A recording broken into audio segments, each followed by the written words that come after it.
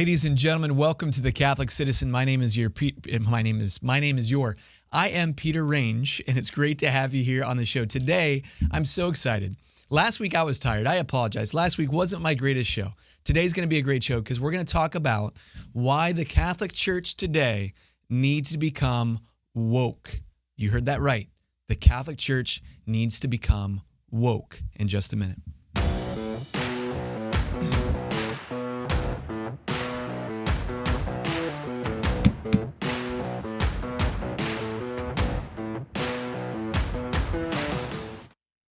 All right, well, welcome back, folks. It's great to have you with us week in and week out as we share the Catholic news, or the news from a Catholic perspective, that is. Clearly, I didn't sleep enough last night.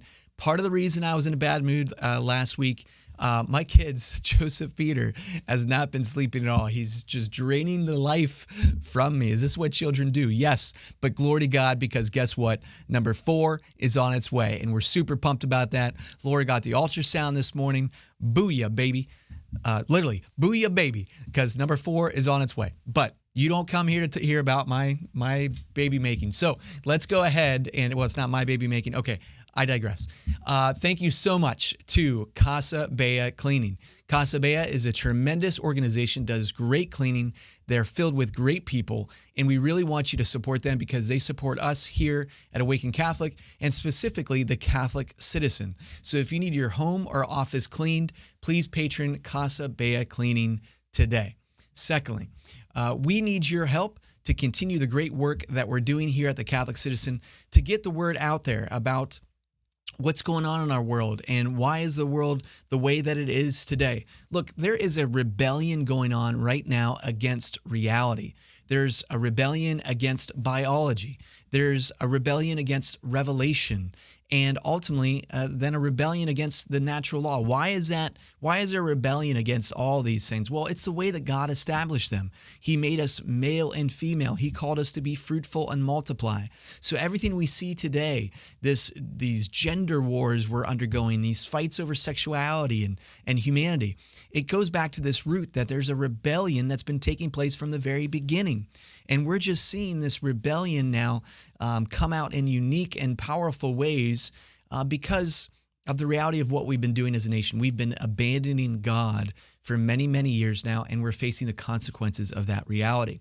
So we want to get this message out there as far as how do we recreate and re-welcome the kingdom of God here to earth.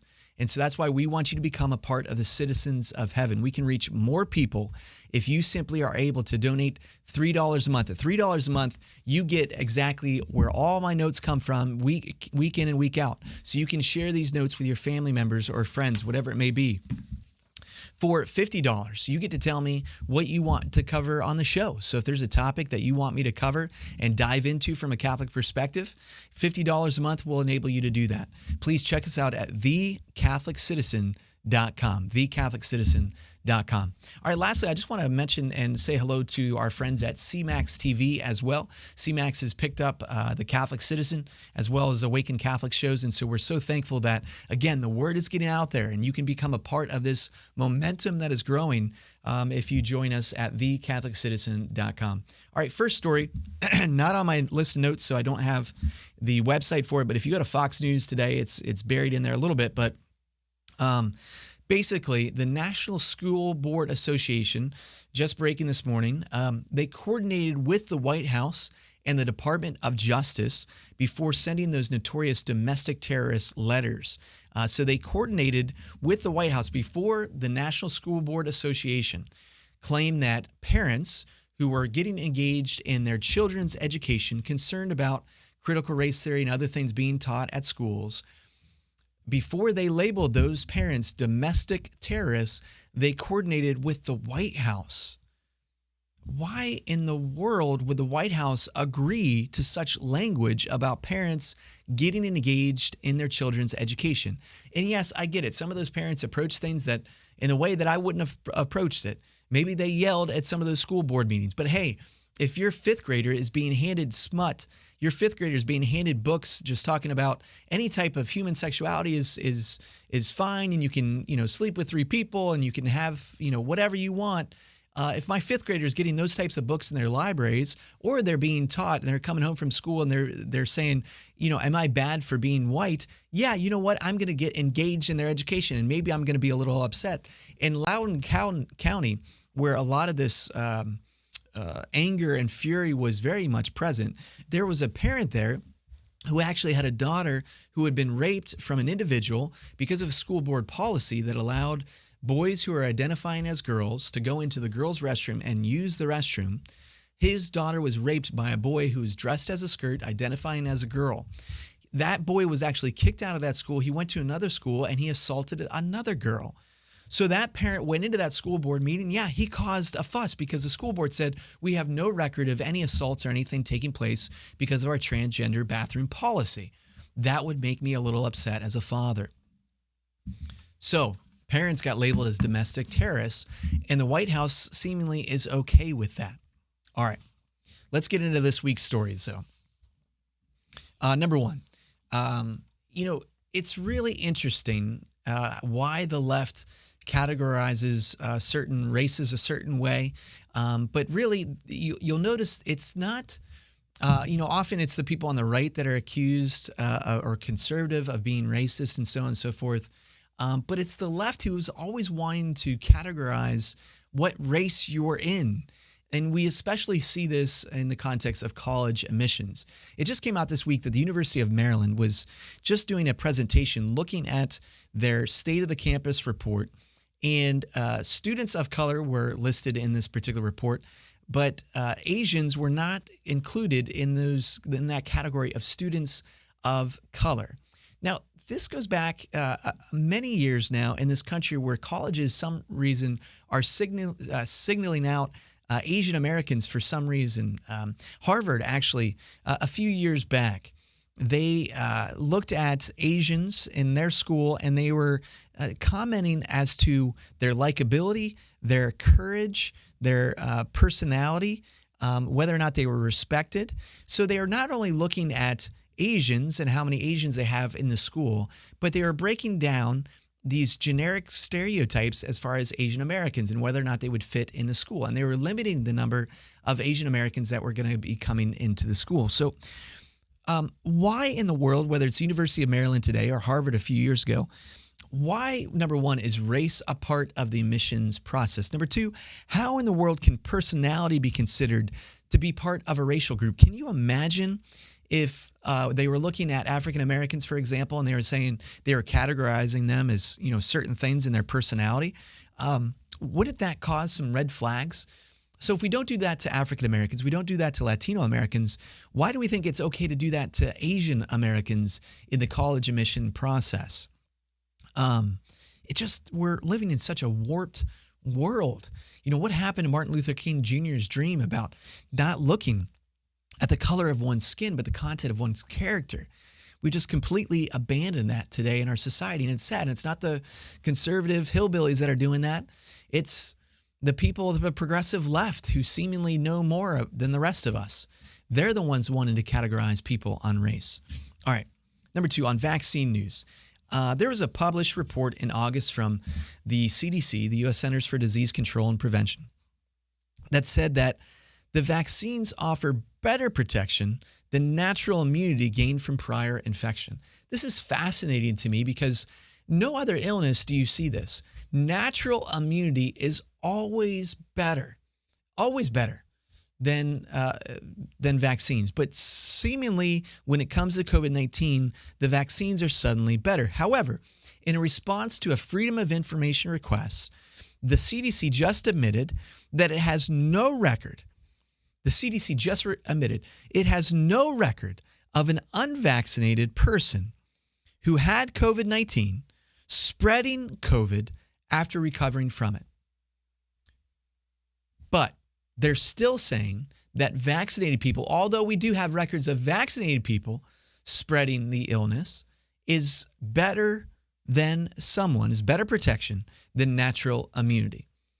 Friends, with a lot of these things, it's important to have studies and to look into these studies. We know that science, and we know that scientists, and we know that the federal government, and we know the CDC, and we know the White House, everyone has a certain slant. So when we read studies, we have to appreciate it and understand that the science isn't always just presented to us as science, right?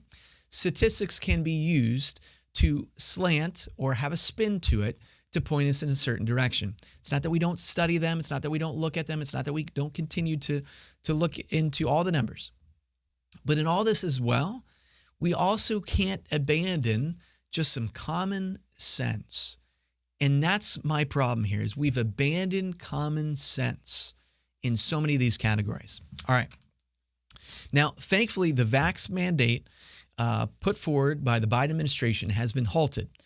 So he said on January 4th, President Biden, that he was going to start enforcing that every company with over 100 employees was going to have to enforce a vaccine mandate.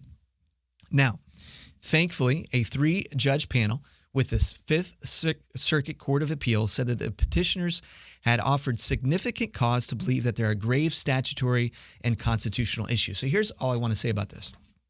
Look, the process of governance, it matters.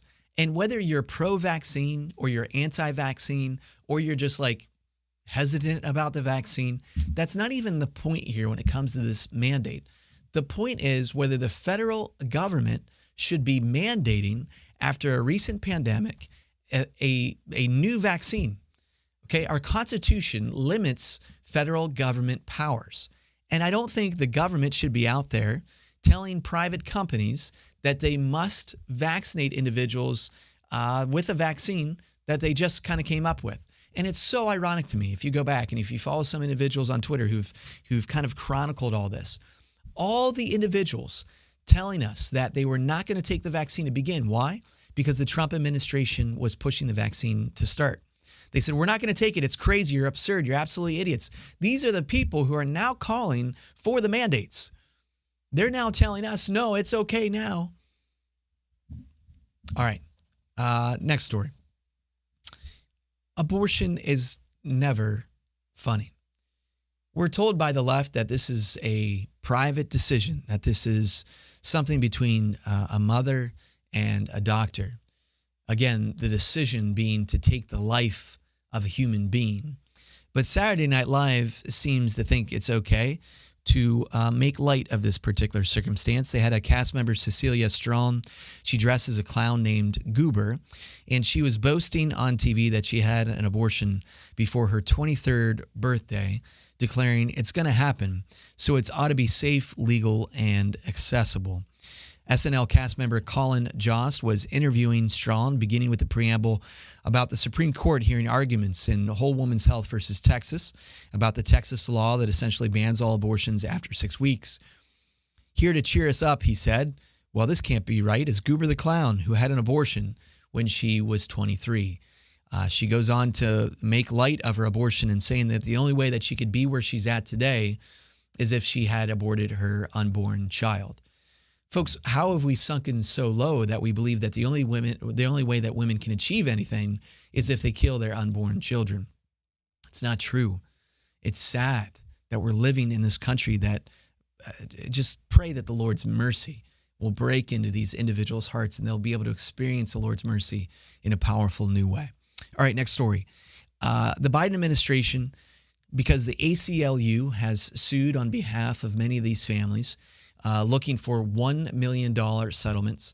There's rumors that the Biden administration is looking to give $450,000 payments to migrants, whether they be they're illegal immigrants, undocumented immigrants, going to give them $450,000 after they've been separated from family members, and those children have been lost.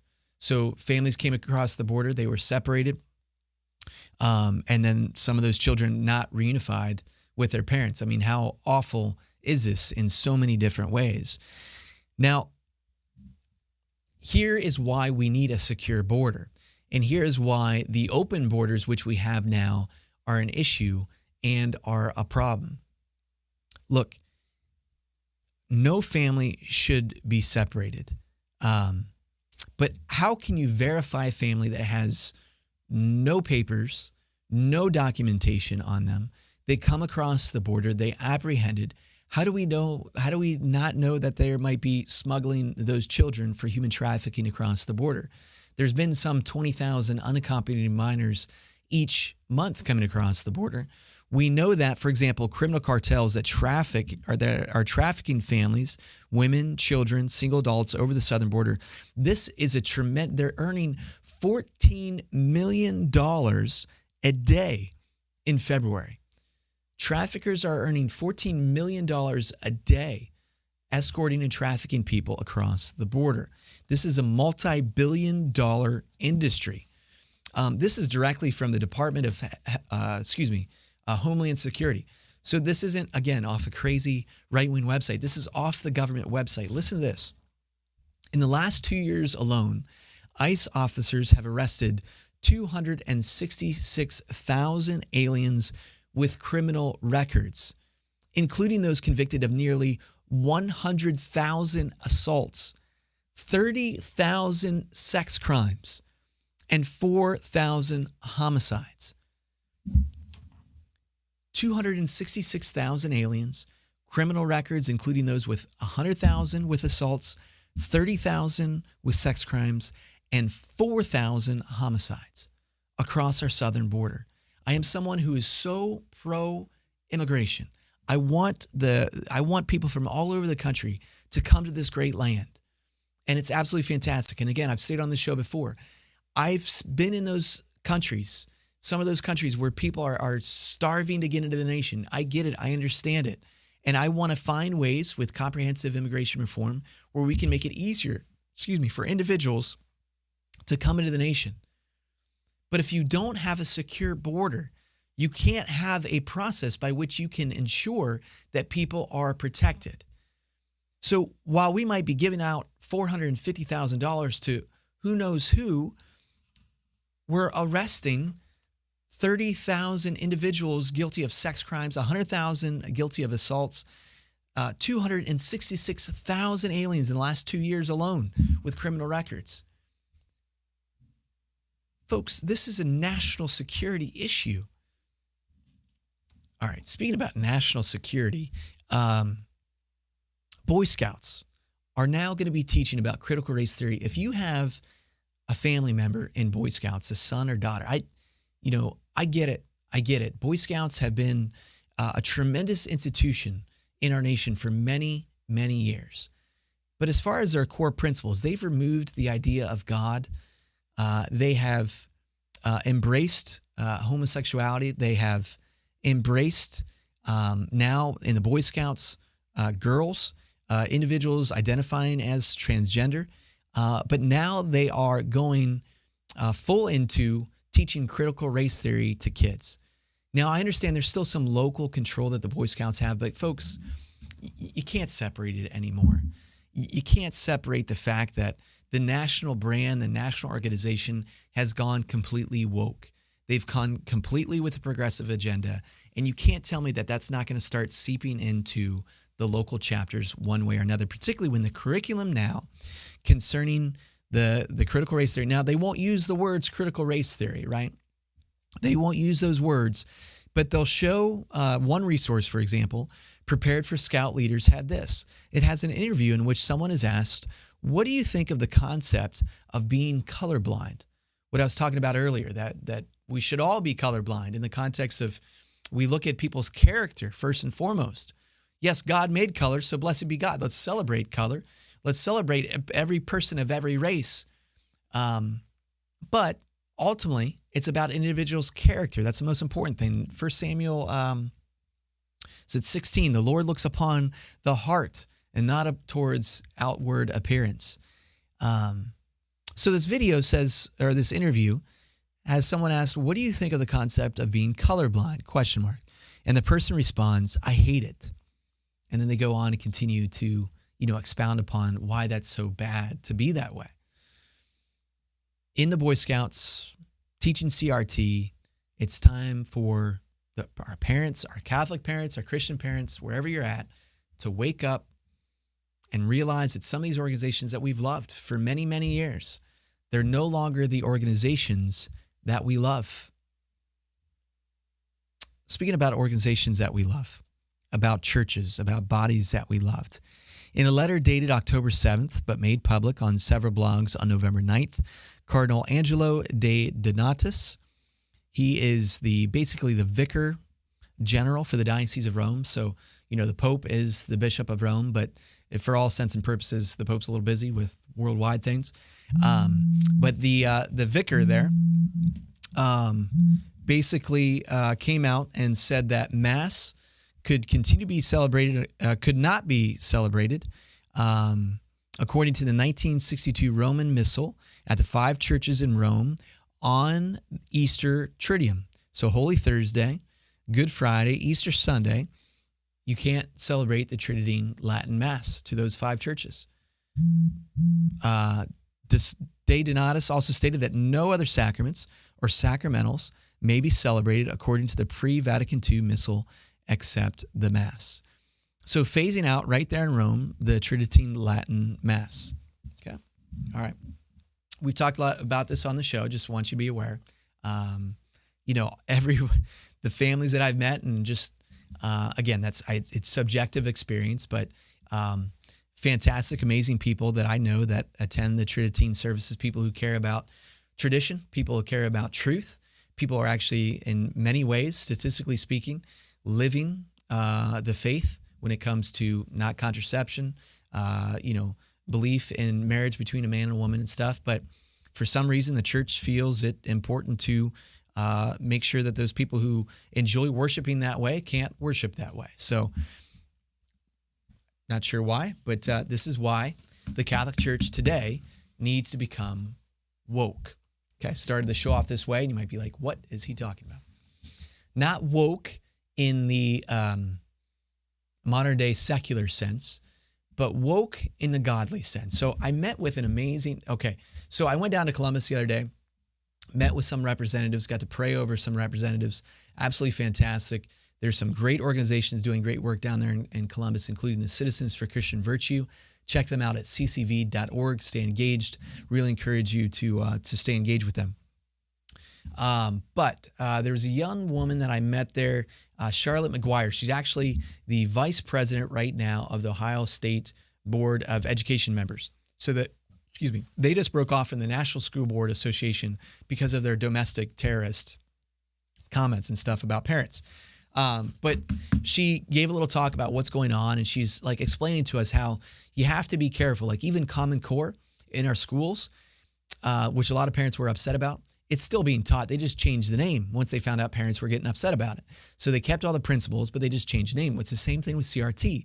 You might see, or you may not see critical race theory in some of the curriculum, but they've just changed the names because they don't want parents and others to know that this crap is being taught in schools. Can I say crap? I don't really like that word, but it gets a point across. This stuff is getting taught in schools. But she said, and she started off by saying, like, we need to become woke as a church. And I'm like, oh, this is going to be really bad. I'm like, I don't want to hear from another progressive education member about being woke. But this is what she said. She said she got this from the Lord, and she was speaking, or the Lord was speaking to her and said, I need my church to become woke. And this is the words, though, the acronym that she got from that. W for wisdom. Wisdom. Okay? O for overcomes. So the wisdom of God, the wisdom that created the world, the wisdom which is Christ. It's John. It's, in the beginning was the Word, and the Word was made flesh. Everything came through the wisdom of Christ. Wisdom overcomes, K, known, and then E, evil. Wisdom overcomes known evil. We need to become woke. We need to embrace the wisdom, the truth of the Catholic faith. And embracing that wisdom, embracing that truth will overcome the known evil we're facing today, which is a revolt against reality. It's a revolt against biology. It's a revolt against the known order. It's a revolt against revelation. And it's a revolt that's been happening from the beginning. Because in the beginning, God made them male and female, and he brought them together in marriage as male and female. And he called that male and female relationship to be fruitful and multiply. You look at the core of the disagreements in our nation today. What is really at the core of them? It's not really tax policy. That goes back and forth sometimes as far as what we think is best tax policy and which is not. There's some of that there. There is some disagreements and there's fights over race, but I don't think we're actually as racially divided as we're told in the media. I think a lot of that is pushed forward by this leftist propaganda and agenda they have to divide us even more. But at the core of our disagreements as a nation, it fundamentally comes down to human sexuality. Do you believe every child has a right to life? Do you believe that every child comes from a mom and a dad and is deserving of a mother and a father in his or her life? Do you believe in the natural order that man and woman were made for each other to come together in a covenantal bond and unit that would be the core and central unit of all of society? St. John Paul II said, "The future of humanity passes by the way of the family." In our core disagreements today, more than anything else, today it's about the family. There's a war on the family. And it's a war we must win. And we will win if you and I become the saints we've been called to be. And we go home and we love the hell out of our family. Take care. We'll see you next week on The Catholic Citizen.